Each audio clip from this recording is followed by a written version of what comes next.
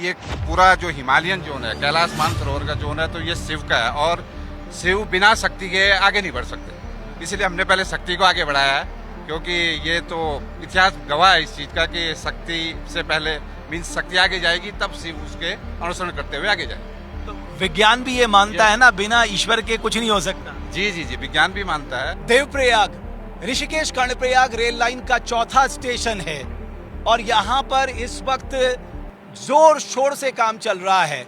मेरे ठीक पीछे आप देख सकते हैं ये स्टेशन है और ये सबसे लंबी जो देवप्रयाग से जनासू तक पूरा टनल है, जो 2 पैरेलल टनल जा रही हैं, उस पे काम चल रहा है। एक ब्रेक थ्रू हो गई है जो देश की सबसे बड़ी टनल है। ज़्यादा जानकारी के लिए मैं संतोष शर्मा जी से जानना चाहूँगा, क्योंकि हमने यहाँ पर कई चीज़ें देखी। एक तो हमने शक्ति टनल तो देख लिया, उसने ब्रेक थ्रू कर दिया। शिव टीबीएम के बारे में बताइए। ये देवप्रयाग से 4 नंबर स्टेशन है ऋषिकेश कर्णप्रयाग रेल लाइन का, और यहाँ से हमने 592 मीटर पर दोनों टनलों को, दोनों टीबीएम को लॉन्च किया था। तो शक्ति अपना सफ़र पूरा करके 10.57 पे पहुँच चुकी है। शिव अभी 1 किलोमीटर पीछे है और यहाँ से वहाँ तक का पूरा हमारा कन्वेयर सिस्टम है टीबीएम, दोनों टीबीएम के लिए। उस कन्वेयर सिस्टम से पूरा खुदाई का जो भी मिट्टी निकलता है उसको यहाँ बाहर लाया जाता है। यानी वहाँ अंदर किसी भी प्रकार का आपको डंपर या ट्रक की ज़रूरत नहीं पड़ती है। कन्वेयर के थ्रू बाहर आता है, बाहर से फिर उसको डंपिंग यार्ड में भेजा जाता है और ये पूरा सिस्टम फुली ऑटोमेटिक है। ओके, थोड़ा स्टेशन के बारे में बताइए ना। स्टेशन यहाँ पे सर 400 मीटर लंबा स्टेशन है। यहाँ पे डबल ट्रैक रहेंगे और 2 प्लेटफॉर्म रहेंगे, डबल प्लेटफॉर्म। जनरली अंदर जो जब हम टीबीएम टनल का कंस्ट्रक्शन कर देंगे उसमें सिंगल ट्रैक हैं दोनों, लेकिन यहाँ से और 115 मीटर तक आपका प्लेटफॉर्म भी स्टेशन मीन्स प्लेटफॉर्म भी अंडरग्राउंड है। स्टेशन का कुछ पार्ट सुरंग के अंदर है, बाकी का 400 मीटर पार्ट बाहर है। अच्छा, टीबीएम को तो एक चलती फिरती फैक्ट्री कहा जाता है, तो उसको असेंबल कैसे किया गया?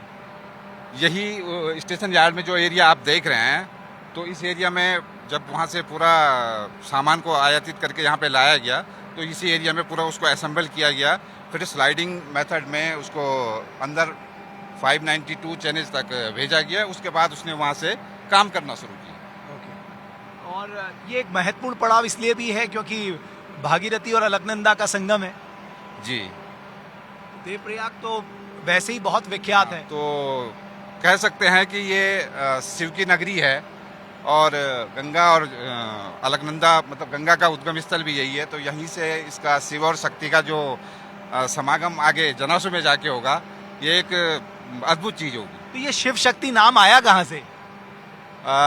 एक्चुअली वही है कि ये पूरा जो हिमालयन जोन है, कैलाश मानसरोवर का जोन है, तो ये शिव का है और शिव बिना शक्ति के आगे नहीं बढ़ सकते। इसलिए हमने पहले शक्ति को आगे बढ़ाया है, क्योंकि ये तो इतिहास गवाह है इस चीज़ का कि शक्ति से पहले मीन्स शक्ति आगे जाएगी तब शिव उसके अनुसरण करते हुए आगे जाए।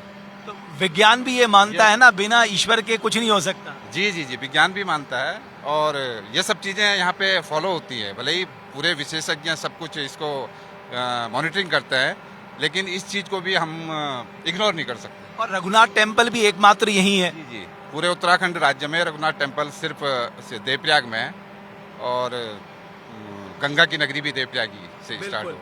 तो आने वाले समय में आप ऋषिकेश कर्णप्रयाग रेल लाइन में जब आएंगे तो आपको देवप्रयाग यानी देवप्रयाग जब आप आएंगे तो यहाँ अलकनंदा और भागीरथी का संगम है, यानी यहाँ से गंगा निकलती है और 2500 किलोमीटर की यात्रा तय करती है। देश के 50 से 60% भूभाग को सिंचित करती है, 45 से 50% भूभाग को अन्न प्रदान करती है।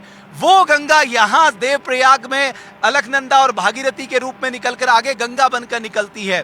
दूसरा, रघुनाथ टेम्पल, वो कहते हैं ना हमारे साथ श्री रघुनाथ तो किस बात की चिंता, तो वो रघुनाथ जी का सबसे बड़ा धाम इसी देवप्रयाग पावन धाम में है।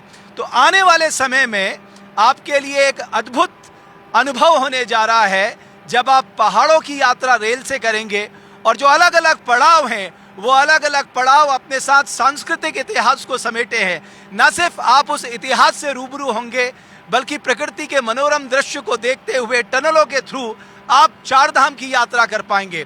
बहुत धन्यवाद हमारी इस खास पेशकश को देखने के लिए।